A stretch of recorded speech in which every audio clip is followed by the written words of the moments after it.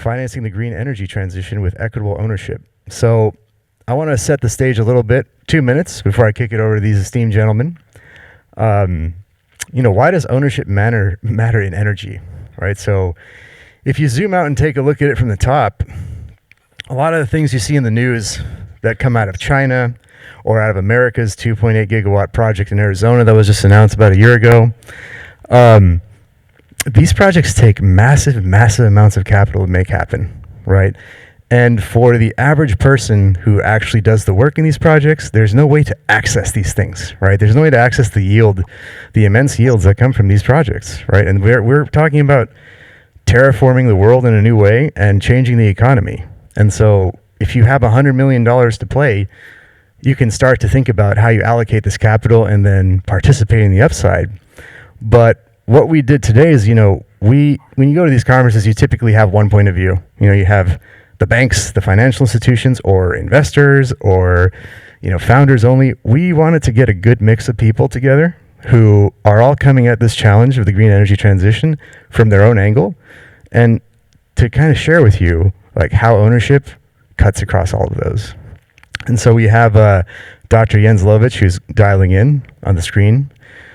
He will get into ownership structures, innovative ownership structures that are coming together in Europe around this. I've also got Adam here, who is the CEO of, why am I blanking on this?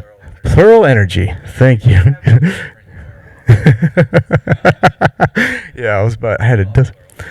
So Adam Silver joins us from Plural Energy, and of course, managing partner of Union Square Ventures, Albert Wenger.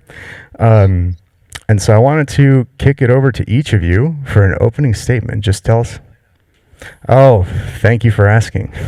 We have a lot of folks from Aspen and from Prudential in the building today. Ida, unfortunately, was taken out by COVID. She's alive. I made it sound really dramatic. She's all good. She's prone. We have become, I know. Believe me, as the organizer, yes, I hear you.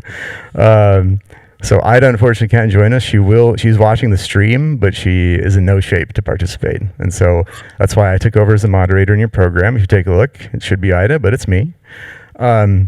But with all that said, to kind of set the stage around, what it takes to access this new asset class, all the finance that's pouring into it, and why distributing ownership in these technologies is crucial, I'd like to introduce the panel. So, Adam, let's start with you. I'll pass you the mic. Or someone over. Okay, people can hear me. Awesome. It's great to see everyone. Hi, I'm Adam Silver. I had your great substitute panel teacher. So I'm Adam. I'm the founder and one of the co-founders of Plural Energy. And essentially, what we're trying to do is make renewable energy the world's most accessible private market. So today, the renewable energy industry, like many of the industries I'm sure we'll talk about, is going through a lot of consolidation.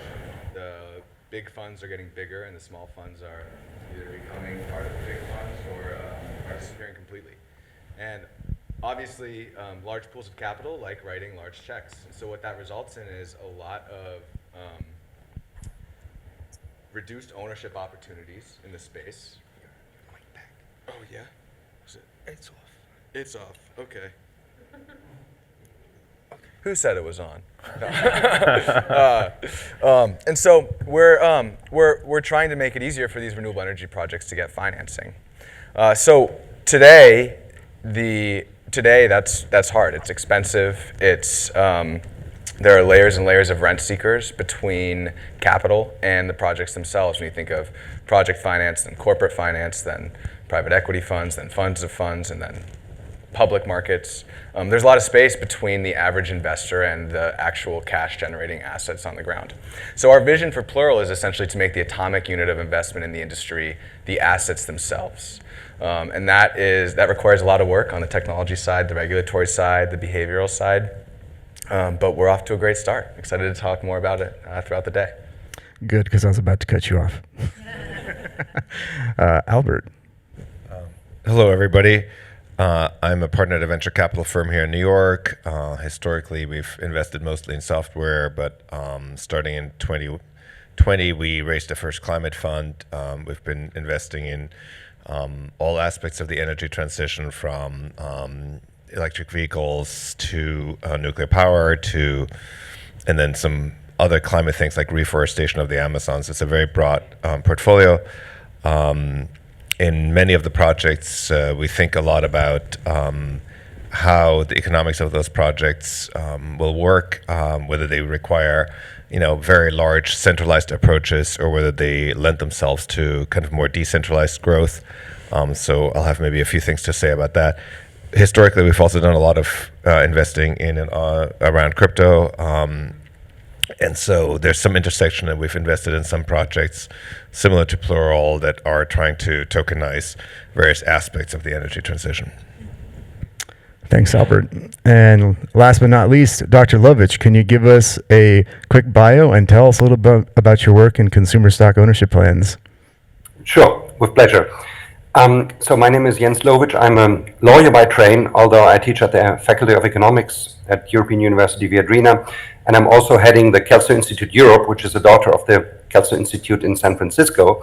And that being said, I've been a long-standing collaborator with Patricia Kelso, the widow of Louis Kelso. And Louis Kelso is probably known to some of you as the inventor of the ESOP, the Employee Stock Ownership Plan, which he pioneered in 1956 in California with the first ESOP. And the idea of Kelso was actually to broaden capital ownership and to avoid redistribution by making people owners who do not have access to capital credit or do not have savings. And that's where actually the CSOP comes in. Very little known. In 1958, Kelso pioneered the second of his universal capitalism plans, and that was the consumer stock ownership plan. At the time, implementing a project in the Central Valley in California, where almost 5,000 farmers became co-owners of an artificial fertilizer plant.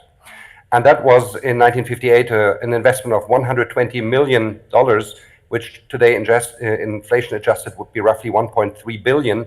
Just to show you the scale of CSOPs, and what I'll contribute to this panel is how we carry over the ESOP, which today is corporate America. As of 2020, there are around 6,500 ESOPs with 13.9 million of employee co-owners holding assets worth 1.8 billion US dollars.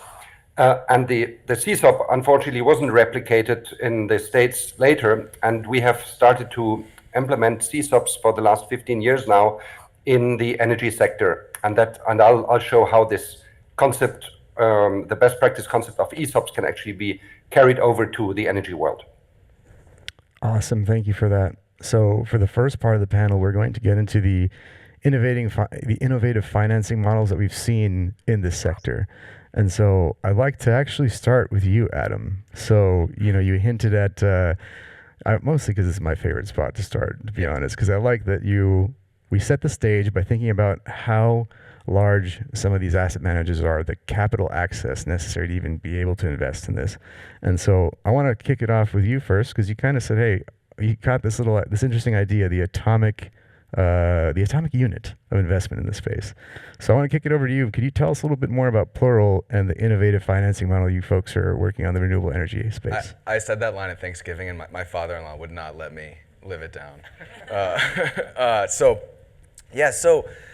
our vision for Plural is, like, we really think that anyone who invests should own renewable energy projects. That's the world we want to live in. Today we're really far away from that. So how do we get there? Phase one of our worldview starts with building that direct connection between project finance and corporate finance and the capital markets that support those projects. So how we work today is a renewable energy company comes to us. We're an SEC registered broker dealer, so we help advise them on structuring and setup. And then we tokenize one of their assets. And we make it possible for anyone to come through our platform and invest in those assets. And so that's essentially what we are today. We're a private markets platform. A lot of people who look at us at first, see our competitors as crowdfunding platforms, et cetera. But to be totally honest with you guys, that's just absolutely not good enough.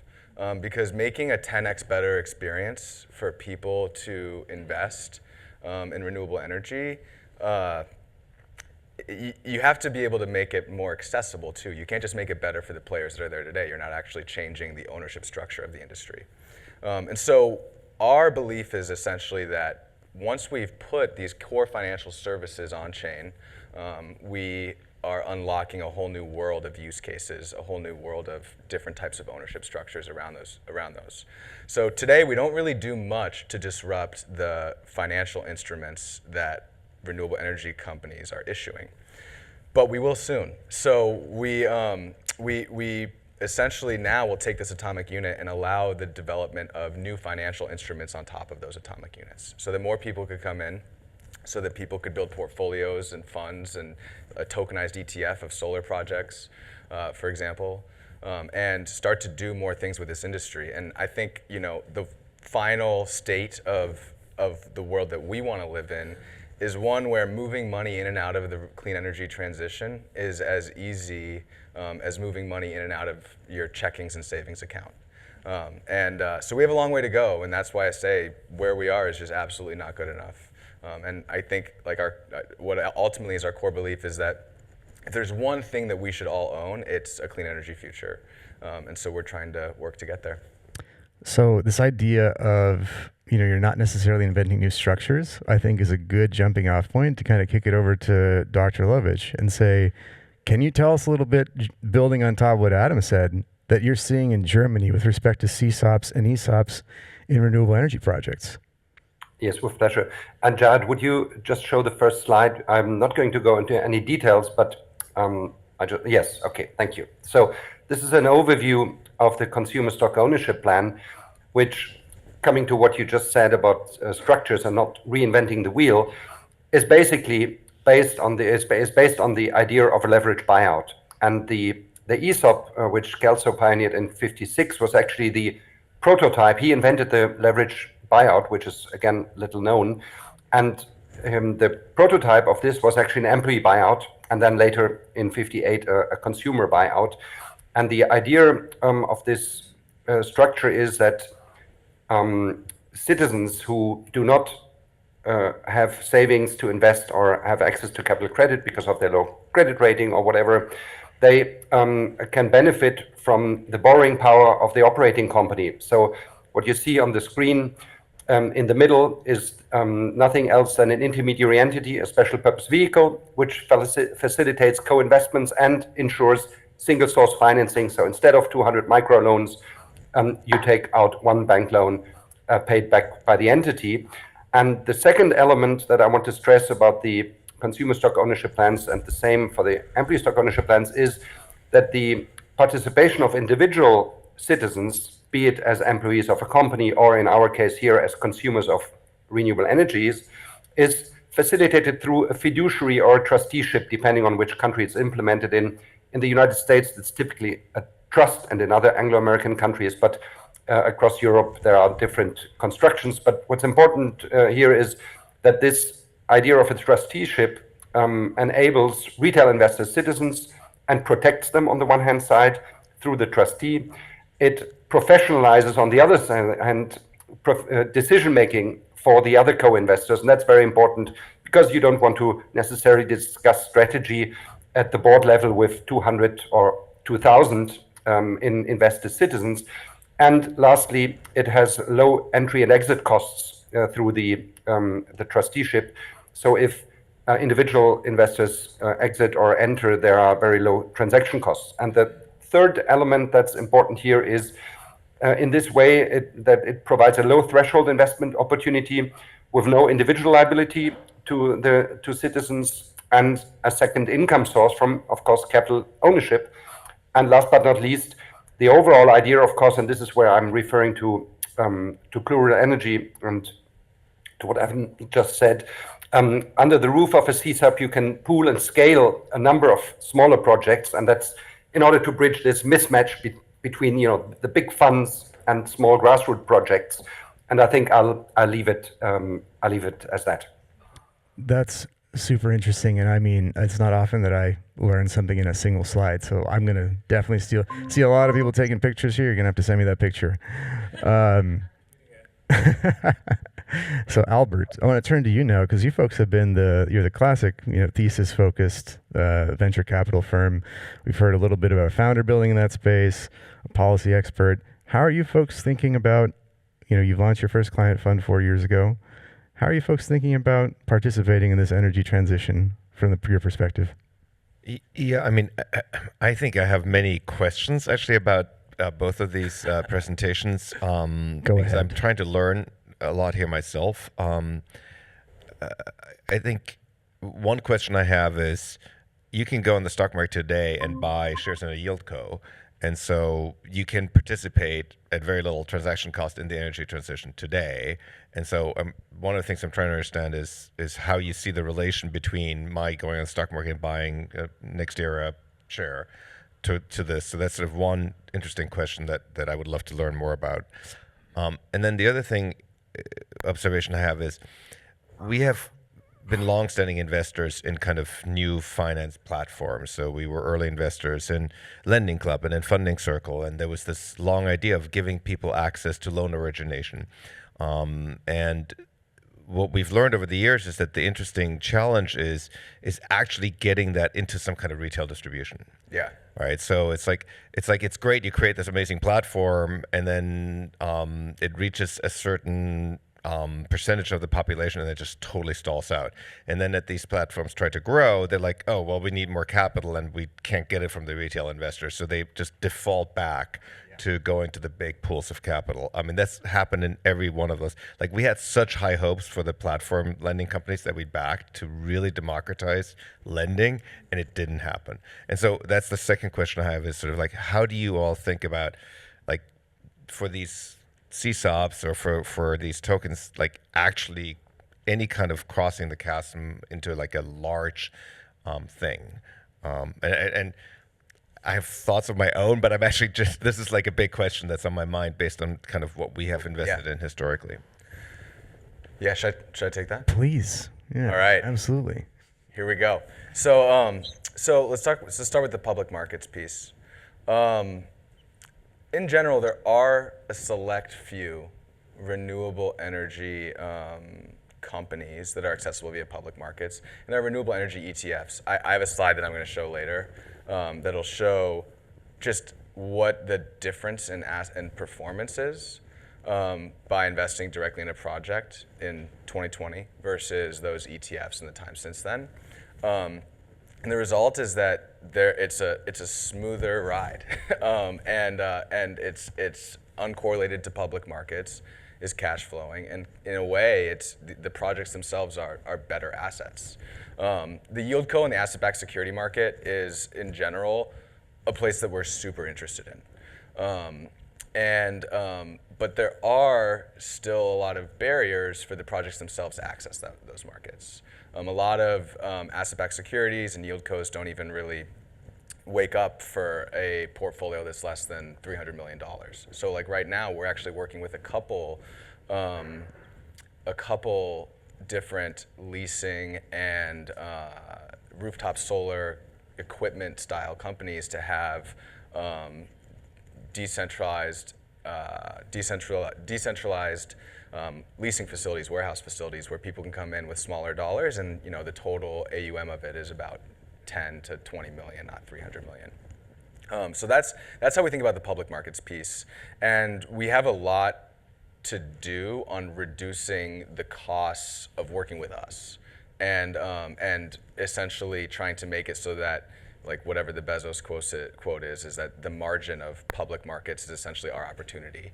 And so we've kind of taken this approach of trying to bundle as many of these services as possible that goes into becoming a more widely held entity. So we actually worked with Fairmint, who's in the crowd, on developing the transfer agent protocol, which is an open source protocol that makes it possible for anyone to become a transfer agent and register securities and track those registrations. And then we made the software basically free. We're about to release our standard operating procedures for being a transfer agent for it too. So that's the public markets piece. I think what you are saying about the traditional platforms is 100. I mean, obviously 100% true. And like the horror stories in there, like that I've heard, are actually even worse than like the high level things that like customer acquisition costs pushing like $5,000 in some cases. And so we are trying not to become that. We're really trying to focus on saying like, let's bring traditional capital around the table right now, get these assets on chain, and then unlock new types of financial instruments on top of those assets over time. Because we don't necessarily want to follow that same path. So it's a mix of technology, it's a mix of the instruments themselves that we're essentially trying to disrupt. So that's why we're not good enough yet. And what was the second one? He You has hit both? Yeah. All right, Yeah. I had the bullets in my mind. Nice. You have to, right? And then coming out of left field on this one, kind of, what do you think about does a tokenized CSOP actually give you any advantages? Yeah, so I was lucky enough to see that slide last night and think about it a little bit more. There's a huge opportunity there. Like I think where one of the use cases that we haven't tapped into yet, but is one that a lot of the companies that we work with are interested in, is essentially letting the people who use the power own the power generation. And so community solar has like kind of done that in a circuitous way. But it's true. In the renewable energy industry, the power, like the offtake of power, is essentially one of the most important like financial steps in a renewable energy project's journey, like almost more than any other business. So we've had some developers that have said, hey, it'd be great if I could have the people that are gonna be using the power from my plant own it, because they also think that'll help them get through like the regulatory hurdles and like things that are in the way of their projects coming to scale. So we're super interested in that too. We haven't built any like distribution focused exclusively on that, because right now we're just trying to bring capital onto the platform, make this asset class more accessible to, even slightly smaller but still large pools of capitals like generalist funds, family offices, et cetera, and then like keep working down the capital stack until it's in retail pockets. Follow-up question, Albert? I have one more question for you. Do it. Can you talk about, because I'm not super familiar with it, but didn't the city of Berlin, didn't people repurchase the distribution from Vattenfall?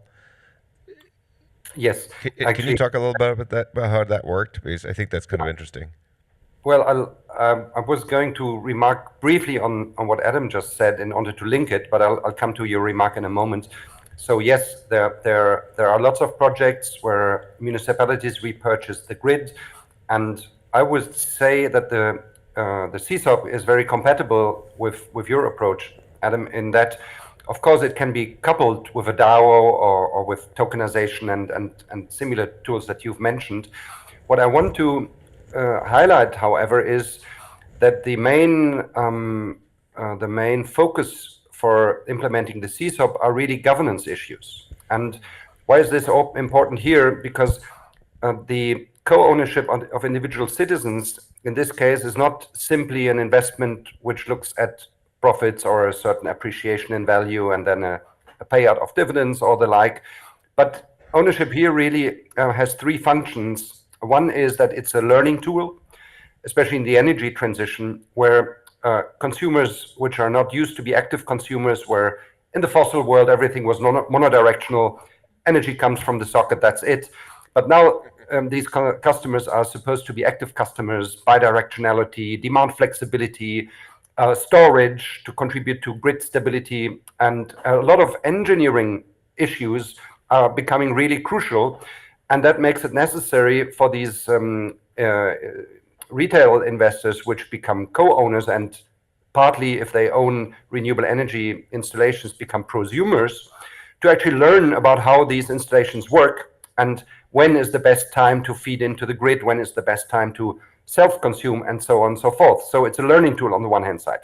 Then it's a motivational tool, of course, and that is the economic yield and the avoiding high energy costs. So if you self-produce, it's cheaper. So you can avoid buying from third parties. And the third element with regard to the function of co-ownership here is, of course, acceptance. A lot of people are skeptical. They don't want wind turbines in particular because they think they are ugly and so on and so forth. But there are also, with any other renewable energy source, there are problems, be it biogas or whatever, or hydropower. And here, actually, becoming a co-owner, of course, means that you understand and that you care for what you co-own, and that massively, and we can show this empirically, that really massively increases the acceptance for these projects. Now, when citizens partner with municipalities in particular, and that's where I'm coming back to your comment on the grid in Berlin and in other cities, then of course partners start to become co-investors, which usually don't, so to say, go to bed, but they either, citizens usually stay in a cooperative, and with the municipality you would probably see PPPs or municipal enterprises that do it, but they rarely co-invest. And that the reason for this is because they have totally different governance approaches. So the decision-making processes in a cooperative are very democratic, and of course that's a good thing, but to some extent they're incompatible with decision-making in a municipality.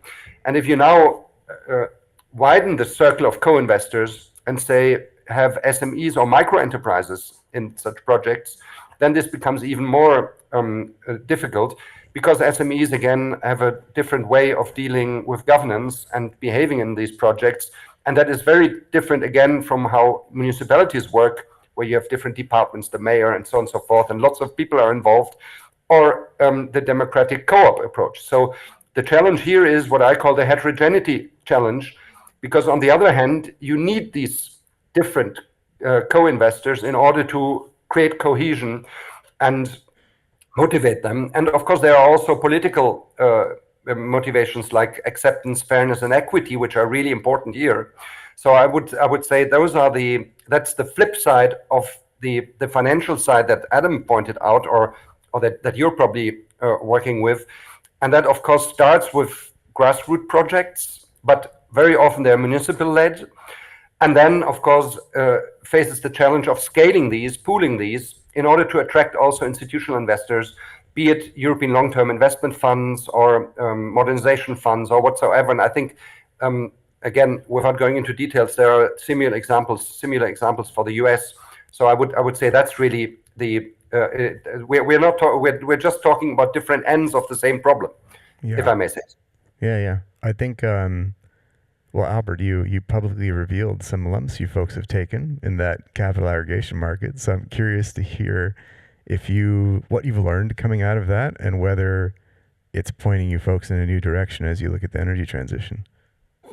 Well, I think the question is kind of how these become really widely available, and I don't have an easy answer to that at all. I would say from the investing side, we have also been focused on what are technologies that have different scale characteristics, and how can we,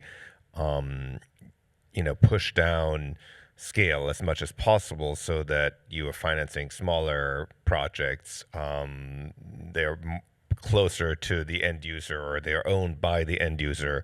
And so I think one of the large challenges in this energy transition, especially in, countries like the US that have a fairly advanced infrastructure, is that the infrastructure really was built for a very different type of energy system, where you had highly centralized production and the grid was kind of this distribution out. And now we kind of need a grid that looks a lot more like the internet.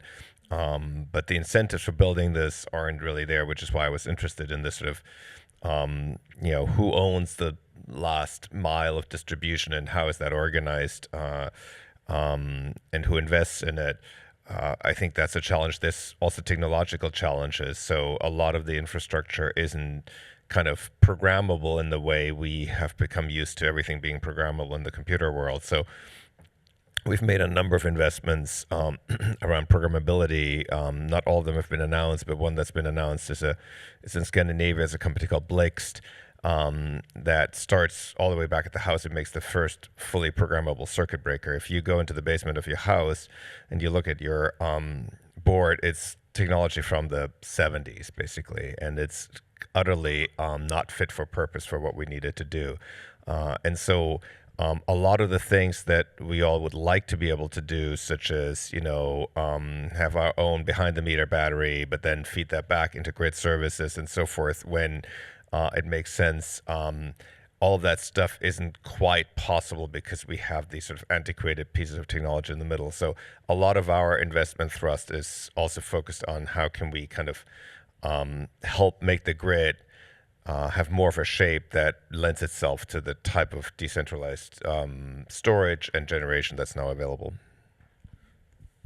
Yeah, no, I think that's honestly pretty aligned with how we see the world too, where as more and more of the equipment and assets themselves become programmable, it presents this opportunity to embed programmable money alongside those assets. And so, like really before I started Plural, I was running a product team focused on financial automation, which in corporate finance means like accounting, not anything related to capital markets. And you start to feel this disconnect between those corporate financial processes and capital markets. And so, people have asked me like, what asset class would be good, what's another asset class would be good to do for Plural to work in? And there will be some, but right now I can't really answer that because the programmability that's coming inside of the energy industry, and that we can be alongside that disruption is kind of unique, or I have blinders on. And along with that, are you kind of also driving it down and downward in scale? Is that opportunity showing up? Yeah, I mean, so like we have an issuer right now that has. They raised a portfolio on Plural. They're really happy with how it went with Plural, but they need to raise debt from banks, and the banks are like, oh, that's a lot of PPAs to review. That's power purchase agreements. Yeah, and sometimes I'm like, man, I wish we could speed run Plural, like 10 years, 5 years, whatever it is, and have that like verifiable proof of their on the blockchain of their payments and their process, so that reviewing their PPAs and how they service their investors is almost like a 2-minute click. 2 minutes might be a little long, so sometimes it's hard to not try to solve everything you see, but it's really, I guess my point is that the traditional financial system for renewable energy is just not built for small projects. Yeah. And which is a shame, because when we started thinking about solar, like everyone's rooftop was supposed to be a power plant. Yeah. But now most of the money only flows into $100 million plus deals. So I was given the 5-minute warning, but is that a 5-minute warning for the panel, or do we have Q&A time as well? Do we have a few minutes? All right, perfect. We're right on time. All right. Excellent. So at this point, I do want to just quickly wrap. We'll have a closing remark, but are there any questions?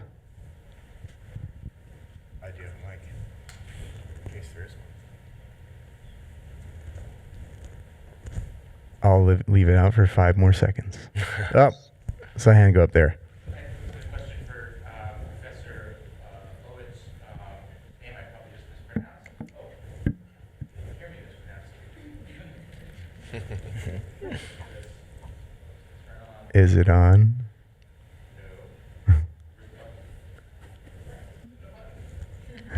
1 second. We have some technical support coming over. Maybe someone could relate them in the interest of time. Yeah. My curiosity is there any relevance to this conversation of the experience in Europe with municipal-owned utilities, which sometimes become publicly traded corporations, and what at least in Italy are called community cooperatives? Yes. Did you catch all of that, Jens? That was Yes. Can I directly answer? So Yes.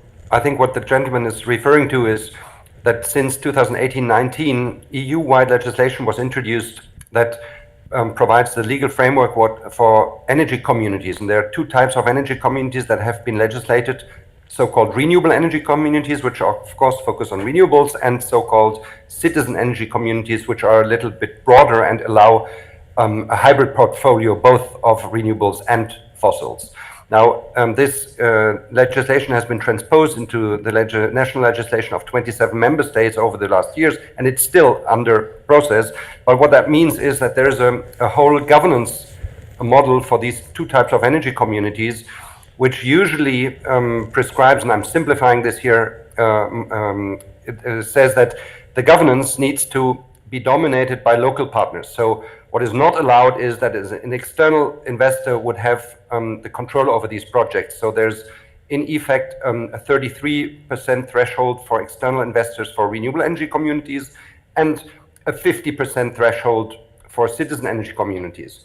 And that means that actually you need to try to find a pacemaker, and that is, again, what, as you referred in your remark to, is what really happens across Europe. There are thousands of energy communities that are in formation, and most of these, or many of these, are actually led or have a strong involvement of municipalities. And that's why actually this, what I call the heterogeneity challenge, will be so important. In the US, the situation is a bit more complex in the sense that there's no legal framework in that sense for prosumership or energy communities, and that it's probably all more industry driven.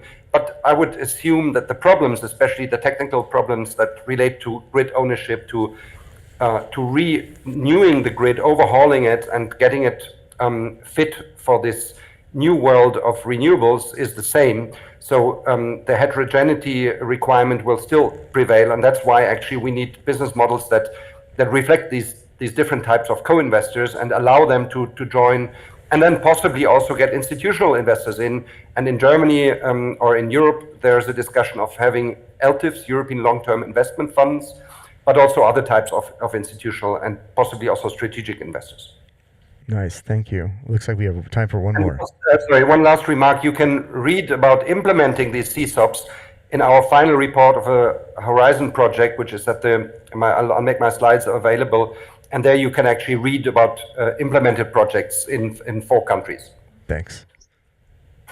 Yes. So Just enunciate, and I will do that.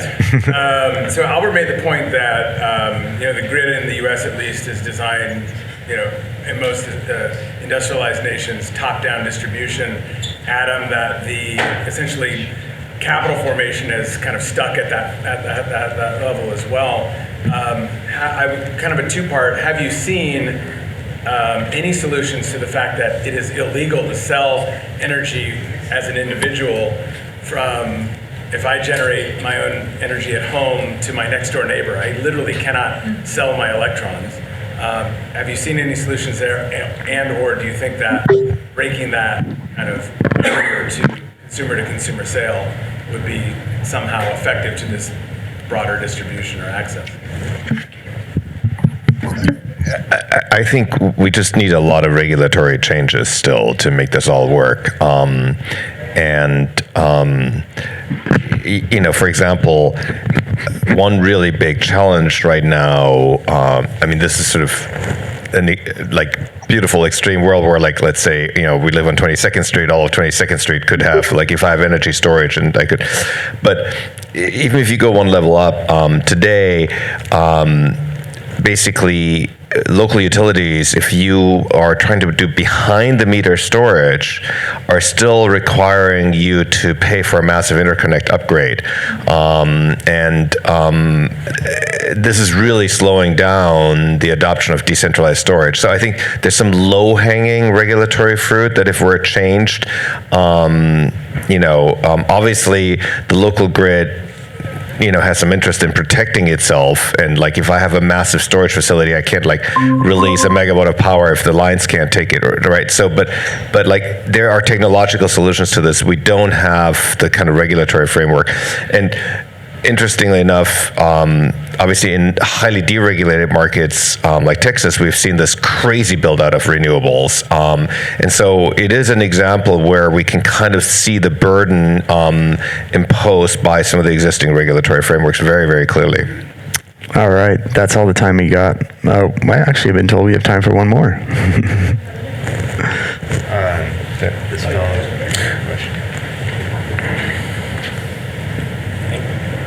Thank you so much. My question was actually going back to Dr. Lovich, and it's about, just to clarify, is there a regulatory framework for CSOPs in the U.S.? Is there a regulatory framework for CSOPs in the U.S., Dr. Lovich? No, not a dedicated one. But as this is just a financing technique, and it employs the leverage buyout, there are no barriers to implement renewable energy CSOPs. I would disagree slightly with that view, which is that the SEC, as well as the way certain lawsuits have happened in the U.S., has made it very hard to issue shares to customers.